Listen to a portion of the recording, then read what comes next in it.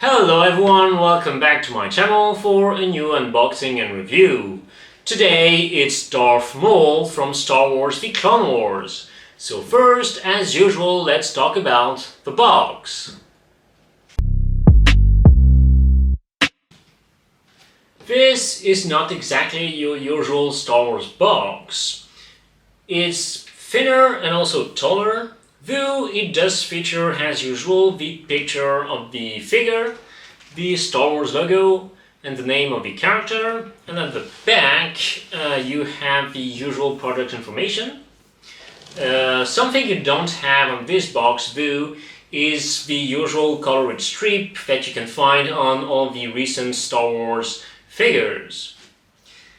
But there's something really awesome when you remove the first part of the box.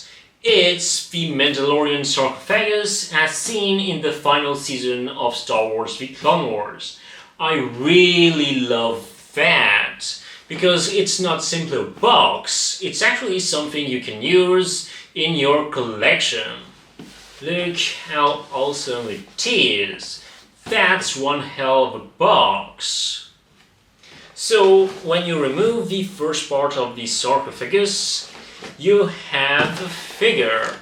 So let's open this and take a look at the accessories. That sarcophagus box was already something great to include with the figure, but it also has some other cool accessories. The display base is your usual Star Wars interior base. This time they used a dark grey paint, and as usual you have the Star Wars nameplate. It comes with 5 hands with the gloves and 4 bare hands. I'm a little bit disappointed on that side, as I expected more hands with that figure, at the very least closed fist hands.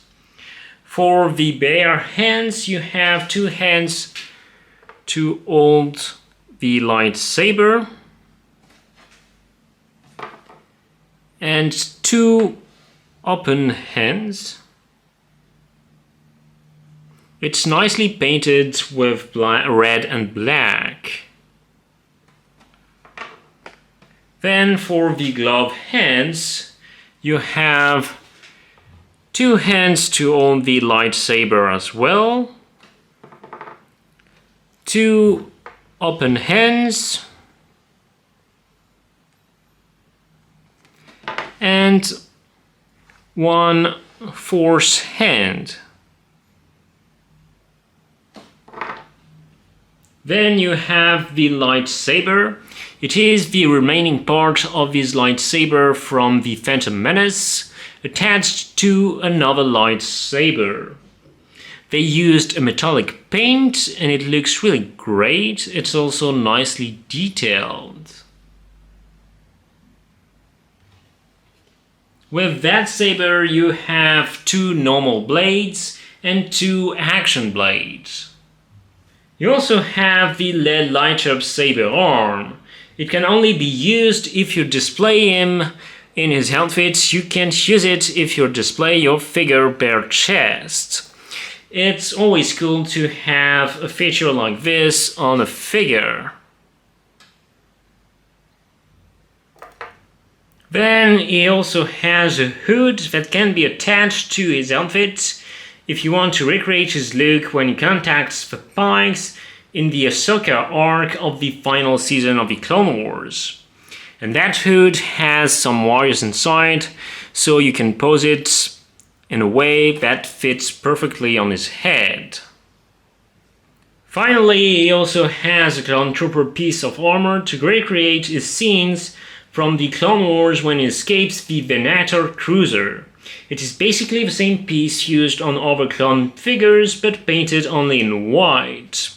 So now let's take a look at the figure. This is my first Darth Maul figure. I actually hesitated between the Clone Wars version and the solo Star Wars story version. Ultimately, I picked the Clone Wars one because this series has a very important place in my heart. And I have to say, I'm really glad of the choice I've made. It's such a cool outfit. And unlike his solo outfit, this one feels more like a combat outfit. It uses a bit of pleather and also plastic for the pauldrons, but most of the outfit is made of fabric, which means you can give him some great action poses. Now let's take a closer look at this figure. The robotic legs are not die-cast, it's plastic, though the paint gives it a matte metallic paint, and I really like that. The pockets here on the pants cannot be opened, it's just part of the outfit. A cool thing about his tunic is that these parts contain wires, so it's great for action poses. Even though we don't see him like this in the Clone Wars, there is a second way to display this figure. You can remove his tunic and have him bare chest, hence why there are bare hands. It can be cool to display him like this. This certainly looks badass. They didn't go seamless for this one because of the black marks on his red body. Like I said on the Harley Quinn figure, I think they don't have a technology yet that allows them to paint motifs on seamless. And to be honest, not going seamless means we can give him great action poses, so I do think it's better for this figure. The elbows only feature a single joint, not the usual double joint, but that is for the aesthetic, and honestly, even with a single joint, you can get some cool poses. Now about the Headsculpt. It was made by Taiyo Kang and painted by Ji Hong. This is a fantastic Headsculpt. You can definitely recognize Ray Park there, he's the one who plays live-action Maul. It's really spot on, and I really love the serious angry look they gave him with his mouth slightly opened. And just like Ahsoka, he has separate rolling eyeballs, which is amazing. Another cool thing, his head works with a magnet, just like Venom. I hope they do that for more figures, especially when you have to remove the head to either put an helmet or move the eyes. It's a lot easier. In terms of articulation, the head can move on each side. It can also look up, though it can't look down. However, thanks to the separate rolling eyeballs, if you move the eyes, it can still look down. As for the rest of the figure, the arms move like this, the hands can also move, the legs can move like this, you can move also this, and also the feet can move. So now let's see some poses.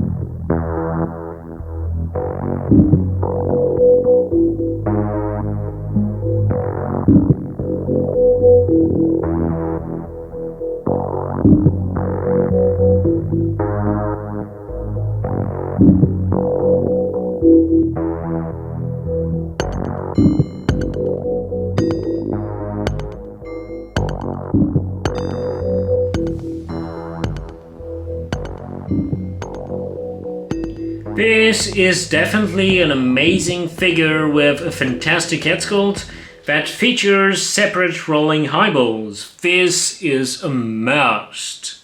And let's not forget the awesome Mandalorian sarcophagus box. This figure is definitely worth it.